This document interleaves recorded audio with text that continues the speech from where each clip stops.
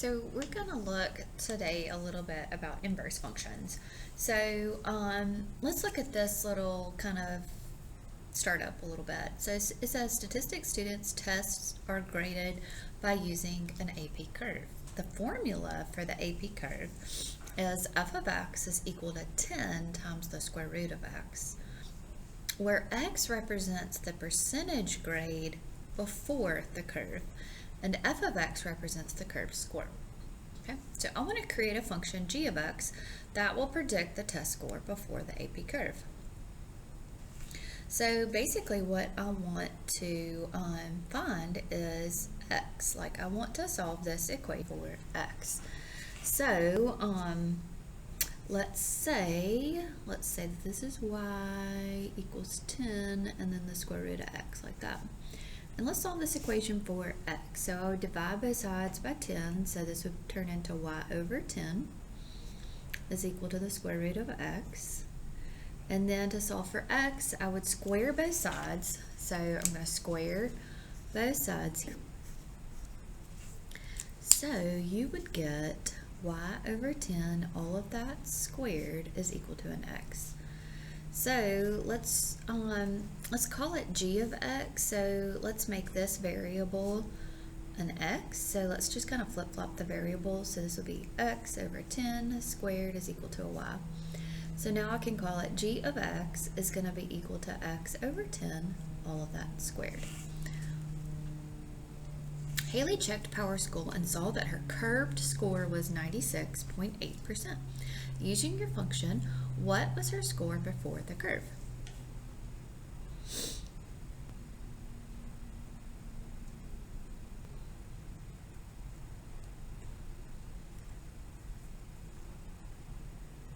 So, what would I do? I would plug in 96.8 inside my function. So I'd say 96.8 divided by 10. All of that squared. So it would help if I had a calculator for this. So it'd be 96.8 divided by 10, 1.68 raised to the second power. So that's what, 93.7. Alright, so let's find f of 64.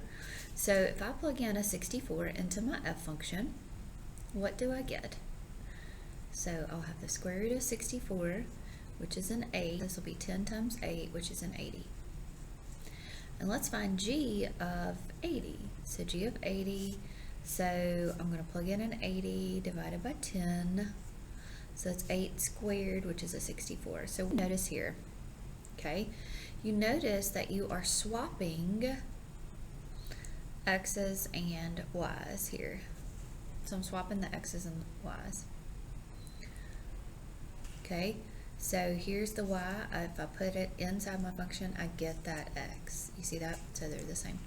Alright, so what if I find f of g of 80? So g of 80 is equal to 64, so then I'll find f of 64, which is an 80. Okay, you output whatever you input, right? So whatever that input is, you get the same output.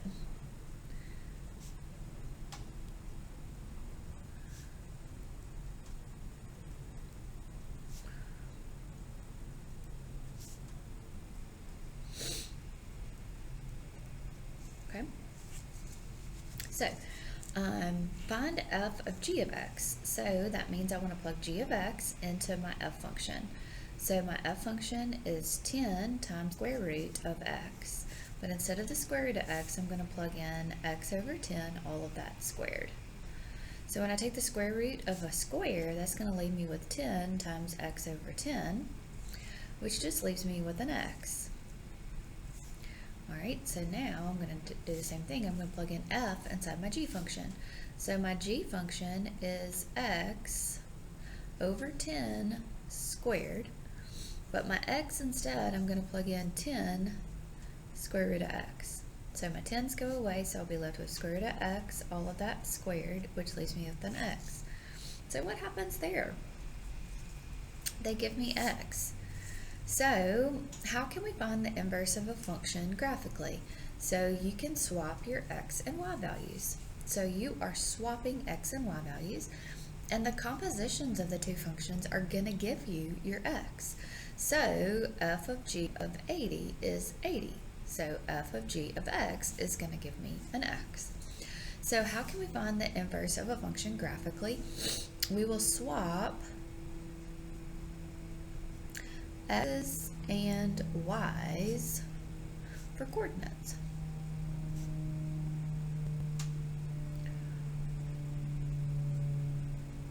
Alright, so let's look at this graph here.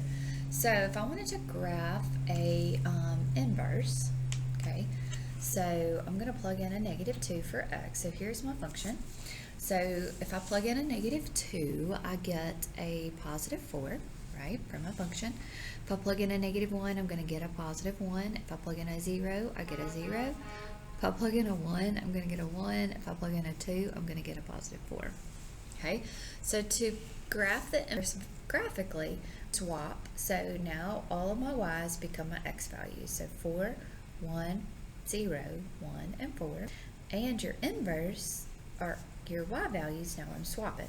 So it's going to be a -2, -1, 0, 1, and 2.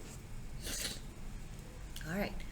So that means at 0 we'll be at 0, at 1 we'll be at -1, at 4 we will be at -2, at 1 we will also be at 1, and at 4 we will be at a +2. So it's going to basically look like a U-shaped graph this way. Is this a function? Does this graph represent a function? So remember, it has to pass a vertical line test to be a function, and this one does not. Okay. All right, so y'all do these two. All right, so -2, we're at a -8, right? So cube function. -1, you'll be at -1, 0, 1, and 8. So I'm going to swap my x's and y's.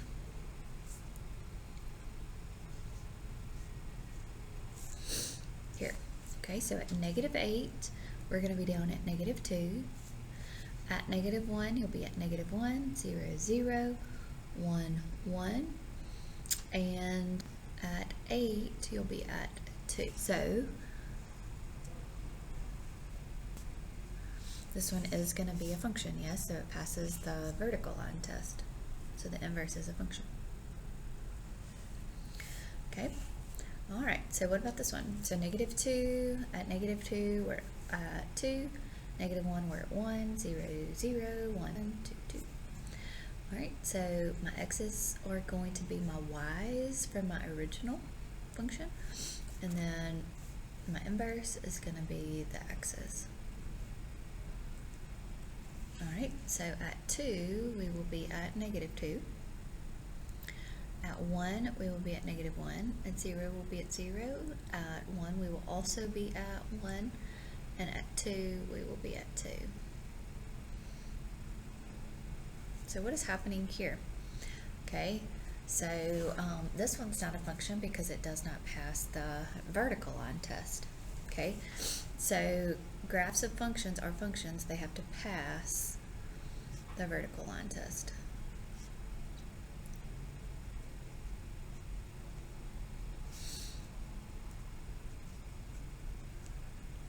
So the only one that passes that is going to be this cube. Okay, so how can you predict that the inverse of a function will also be a function? So how can you predict? What do you know here? If you see that your y's repeat, remember that means then they'll turn into the same x values. So here I didn't have any y's that repeated. So if your y's repeat, then we're not going to have a function. Here we didn't have any y's repeated, so that means that I'm going to have a function. Okay. So if y's do not repeat, okay, so that means if the y's don't repeat, okay, Okay, so y's don't repeat. So that means it has to pass a horizontal line test. So for this one, it's going to have to pass a horizontal line test. So a function does not have an inverse. The inverse will not be a function if it does not pass the horizontal line test. So if I drew a horizontal line through here, this one, the function of this one, if I found the inverse of it, the inverse would not be a function. Okay, it passes the horizontal line test, so my inverse is going to be a function. This one does not pass the horizontal line test, so the inverse will not be a function. Does that make sense? All right, so let's look over here. So how can we find the inverse of a function given the equation? Okay, so our inverse function is going to be denoted as f inverse of x, just like we had on that page before. That is function notation. So inverse function notation. Just so you can remember that. Sorry, I should have said it over there, what that meant. Okay, so what we're going to do is swap x's and y's. Okay, all right, so let's look here. So let's get the domain here. So domain is all real numbers, so negative infinity to infinity. My range here is going to be from 0 to infinity. Okay, so let's just imagine we graph it, right? So 1, 2, so it's going to look something like this, right? This inverse function is not going to be a function, right? Because it will not pass the horizontal line test. All right, so let's find the inverse. So we found the domain and range, so let's find the inverse. All right, so what I'm going to do is I'm going to have y equals x minus 2 and all of that squared. What I'm going to do is I'm going to swap my x's and y's. So your x is going to become your y value. Your y value is going to become your x. So we swap the x and y's, and now we're going to solve for y. So to solve for y, I'm going to take the square root of x, right? Square root of both sides. Okay, so my square is going to go away, so I'll be left with y minus a 2. Well, when I take a square root of x, what do I get? Plus and minus square root of x here. Okay, so if I solve for y, then I will have plus and minus square root of x plus a 2.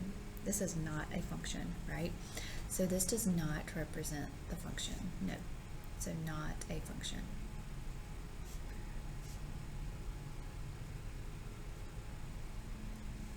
Okay.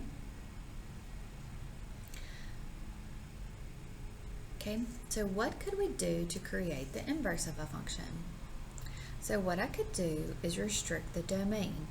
So if I only saw one part of this graph, okay, so if I only saw one side of the graph, then I could have a inverse function that was actually a function.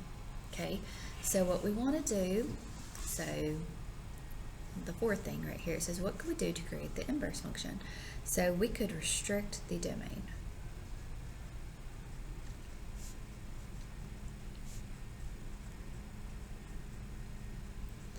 Okay, so if I restricted the domain of the function, so the domain, we could say, instead of starting out at 0, or all real numbers, we could start out at 2. So 2 to infinity. Then the range would be, same thing, would be 0 to infinity. So what would happen with the inverse function? The inverse function, the domain would be the range from the original function. So it would be 0 to infinity. And then the range would be the domain of the original function. So they swap. So see, those are going to swap when we deal with inverses. Okay?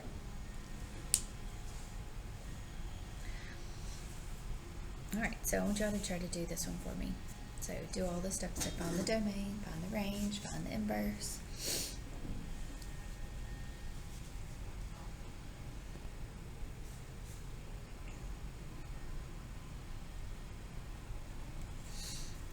So domain here is all real numbers except for 0. So range, so the range is going to be all real numbers except for 4.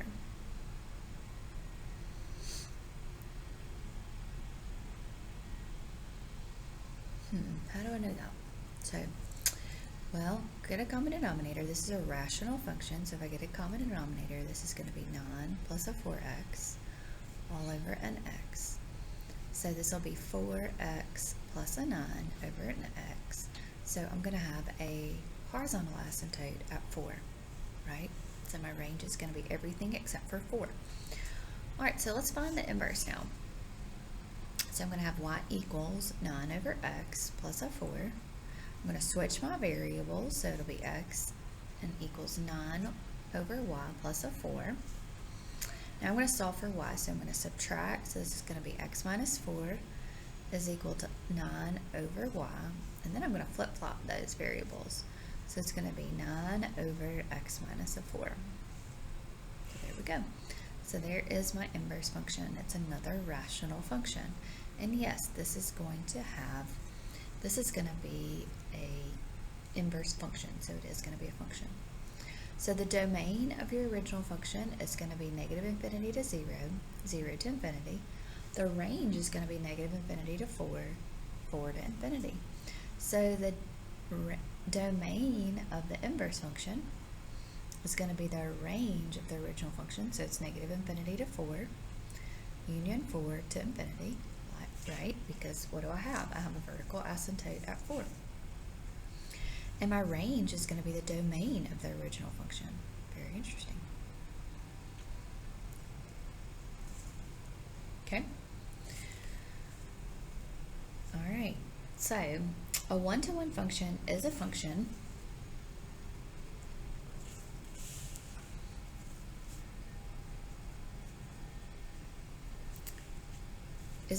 in which every x value is mapped to exactly one y value, and every y value is mapped to exactly one x value. So that is a one-to-one function, and one-to-one functions will have inverses. So that's the horizontal line test that I was talking about earlier. So all relations have inverses. So you can find an inverse, but only one-to-one functions have inverse functions. So this is what I meant by the horizontal line test earlier.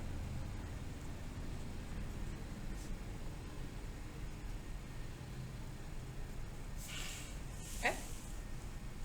All right, so checking for the inverse of a function. So we can take the compositions of functions like we did earlier, and if I take the compositions of functions, then they would have to be equal to an x, and that tells me that these two functions will be inverses of each other. All right, so let's look here. So I want to see if these two functions are inverses of each other. So what I want to do is I want to find f of g of x, and then I have to find it the other way as well. So I'm going to take my f function and I'm going to plug in my g function inside there. So my g function is x plus n over 3. So my 3's go away. If I simplify this, it'll have x plus 7 minus a 7, and that's going to be an x. So far so good, but I have to check it both ways.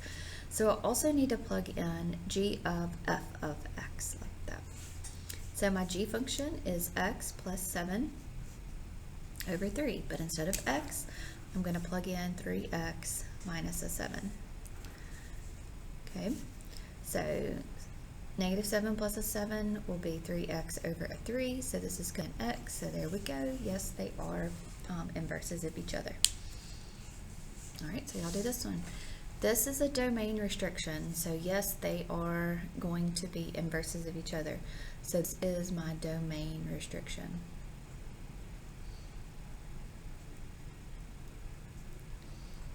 Or they can have inverses, so we can take that, find the inverse, and it would be a function. All right, so let's look. So f of g of x. So I want to take my f function and I want to plug in g. So negative square root of x. So negative square root of x will leave me with x. And I need to do the other way as well. So I'm going to have a negative square root. And then here I'm going to have instead have an x squared. So this will leave me with a negative x. Well, it has to be equal to an x. So no, these are not inverses of each other. That's why you have to check both ways.